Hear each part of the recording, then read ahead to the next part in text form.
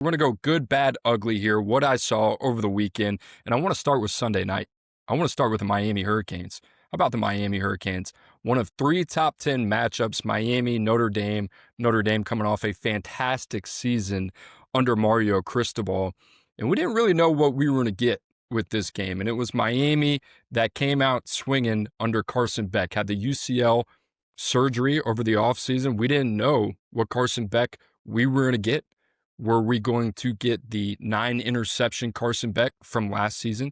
They talked about it a little bit on the broadcast. Didn't feel like he had the freedom in Mike Bobo's offense to do what he wanted to do at the line of scrimmage. The other thing is, he also didn't have Brock Bowers and Ladd McConkey. And the question for me coming into this year for Carson Beck was, what's it going to look like in Coral Gables in terms of your receiving core? There was a lot of positive buzz around JoJo Trader. They get CJ Daniels over from LSU, who battled an injury much of last year, but before that, he was at Liberty. Dynamic player. They bring in Keelan Merriam, one of the best kick returners in the entire country, with some developmental upside at the receiver position, and truly a guy that I think can rise up draft boards. But the biggest surprise of this game was true freshman, 17-year-old Malachi Toney.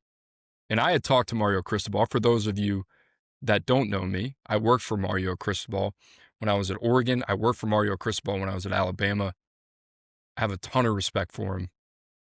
And this was a guy that he raved about in Malachi Toney. He said, hey, he's different. And Mario and I talk enough, and I know him enough to where I got a pretty good feel for, okay, is this a guy that can contribute immediately?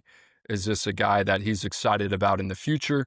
Or is this a guy that he really believes in that not only has the ceiling to grow in as a player, but can contribute early?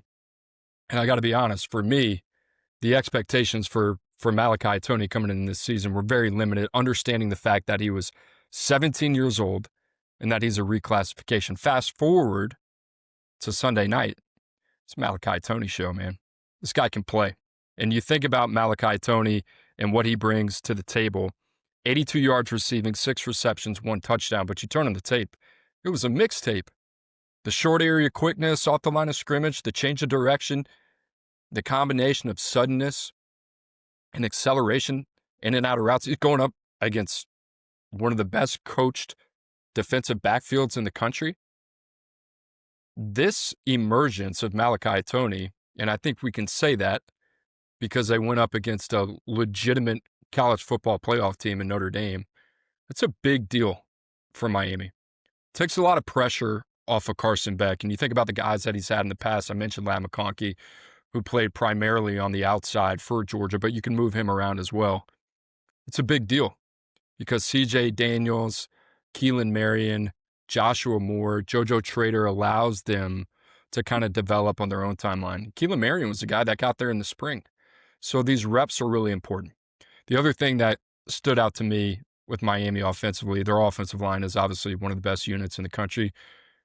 Brockermeyer steps in, just like the lineage of other centers that we've seen that have transferred in over the last couple of years for Miami.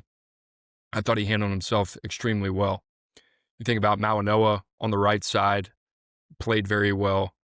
Alex Mirabal getting a lot out of that group. Elijah Lofton, we saw some flashes of them. You can still tap into a lot of these guys. So if you're Miami, very, very productive night. But the biggest takeaway outside of Toney is Carson Beck looked like himself. And that's a really big deal. I mean, you go back to 2023, this was one of the better players in the country. Going into 2024 was a guy that was being heralded as a potential number 1 pick in the draft. That obviously didn't happen, had a tough year. Circumstances, you can call it circumstantial with what played out at Georgia. That team still goes 11-2, gets hurt at halftime of the SEC championship game against Texas. If that's his floor, that's a really good thing. So Miami, that's the good. If you're Mario Cristobal, Shannon Dawson's a dude, man. That is a very wide open, flexible offense, if you want to call it that, for Carson Beck to have the controls of. He just looked very free. He looked very relaxed, and he looked very experienced. I mean, we're going to talk about some other young quarterbacks the difference of what we saw in caliber of play between guys who have played this game for multiple years or going into their second year as a starter versus guys who haven't, big difference. So, big night out of Miami, big to get it at home, big to get it in front of that crowd, and big to get it versus a very legit opponent. Like Marcus Freeman, Notre Dame, they're legit.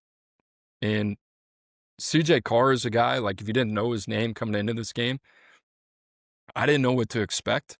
The evaluation of him out of high school, like there are a lot of things that we liked. He was a guy that we're kind of teetering on. Is he going to be a 5-star? Is he going to be a top 75 guy? Is he going to be right in the middle? Grandson of Lloyd Carr, if you're not familiar with CJ Carr. But I can tell you this. We had him at Elite 11. Tom Loy, Andrew Ivins, myself, got to sit down, spend a couple minutes with him. The kid is a really interesting kid. Hyper competitive, but has a super maturity about him. And when they put him on camera in that primetime game on Sunday night, I mean, you can talk about poise, you can talk about competitive temperament, you can talk about all those things. And you look at the eyes don't lie, Chico, right? There is no fear in that young man. So Notre Dame's going to be okay. Jaden Greathouse is not going to have one of those games every week.